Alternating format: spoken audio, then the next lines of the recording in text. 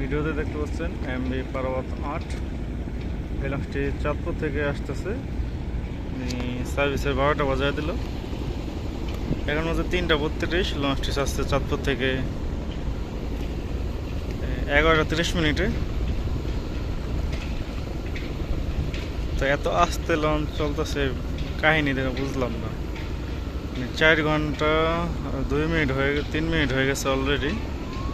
এখন মাত্র ফরাসগঞ্জের কাছাকাছি লঞ্চটি।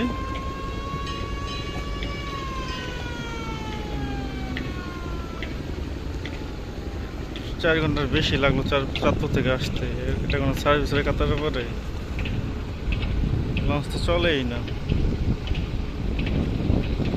আজকে অবশ্য স্রোত অনেক, তো সারাদিনটার উপরে বেজে গেছে। এত এখানে রফ 2 আসার কথা, রফ এখনো আসেনি।